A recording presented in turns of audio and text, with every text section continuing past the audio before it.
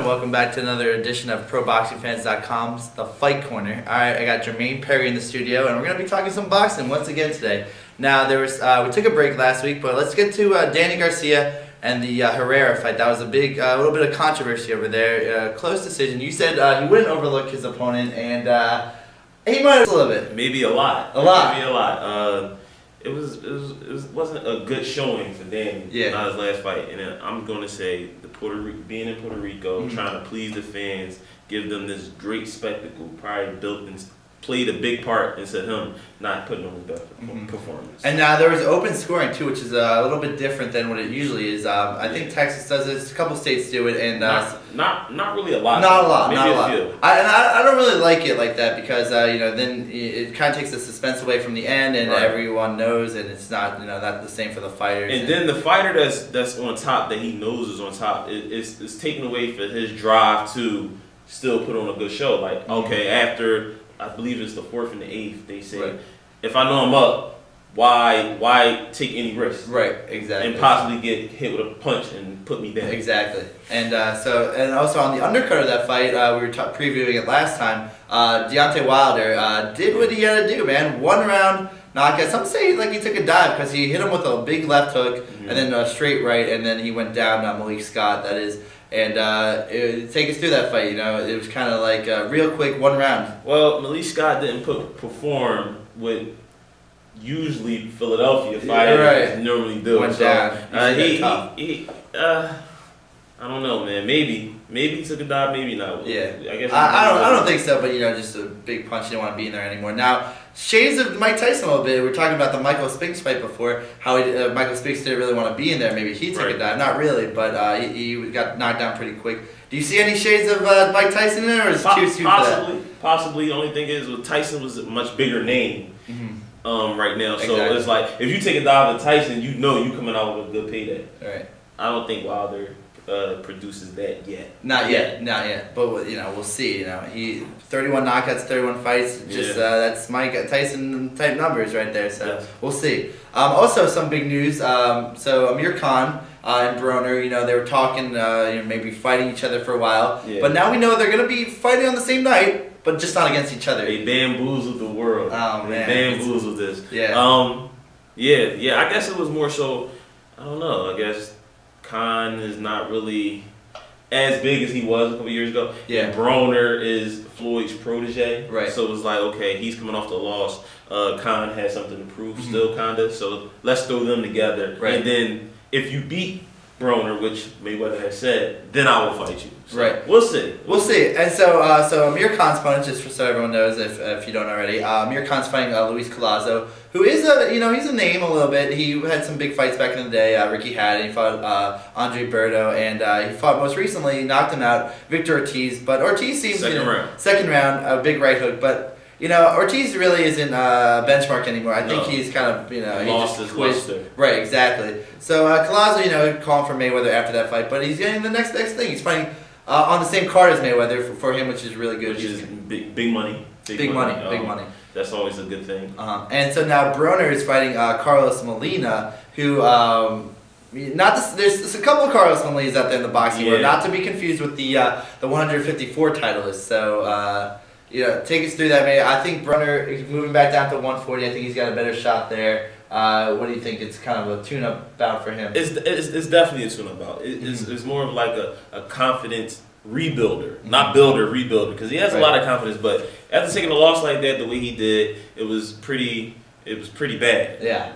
And then to be the type of guy that he is, very flamboyant, really into himself, to lose like that is like, you could say you're back, but we saw what happened. Yeah. So it's like, all right, okay, now we got to build him back up to what he was. Right, and what better place to start on a Mayweather undercard?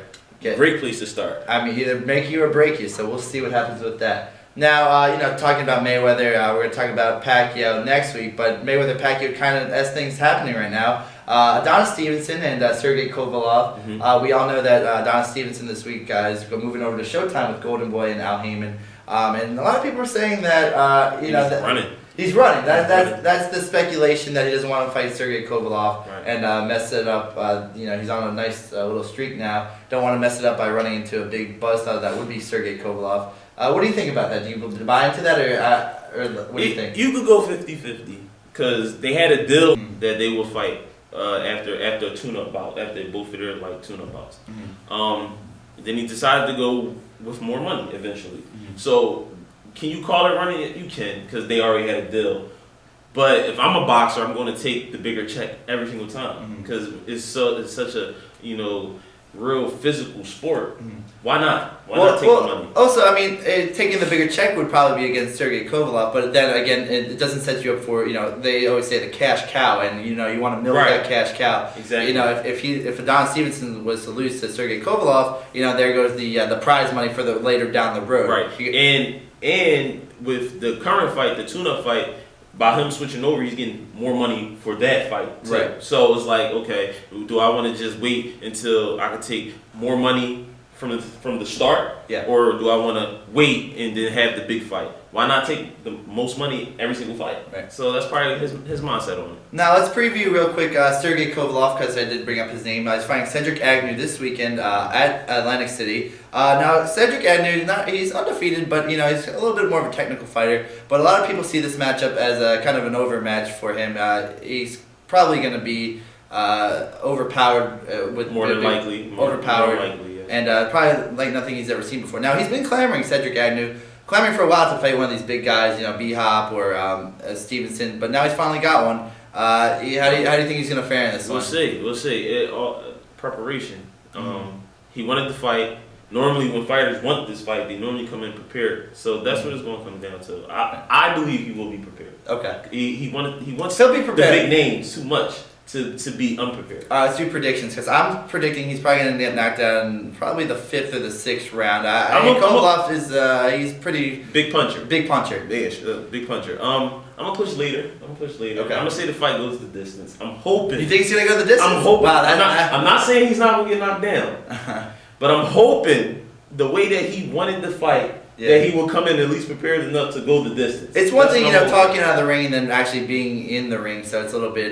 We'll see. We'll see what happens with that. Big difference. So I'm predicting a knockout. He's going to continue the streak. He has 21 knockouts in 23 fights. So don't be surprised if he does get knocked out. Contrary to what Jermaine is saying here.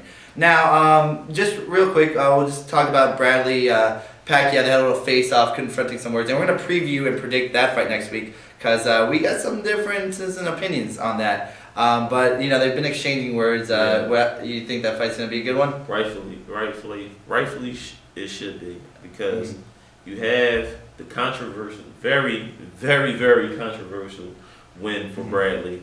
Then you got Pacquiao with the controversial loss, but then a legitimate loss. So yeah, bad blood. Maybe not like really dislike each other, but as far as in the ring, very much bad blood, and I can't wait. I'm really excited. All right, and so that's gonna pretty much do it here. We're gonna preview the rest of that next week. You're not gonna want to miss our predictions. They're gonna be good. We got some difference in opinions, like I mentioned before, and we're also gonna talk a little bit about Keith Thurman. He's just signed a fight. And we're also gonna talk about Juan Manuel Marquez fighting Mike Alvarado. Maybe potentially getting the winner of that Bradley and Pacquiao fight. So we'll see. Some bad blood over there on both of those sides. So that's going to do it for this week's edition of ProBoxingFans.com, The Fight Corner. We'll catch y'all next week.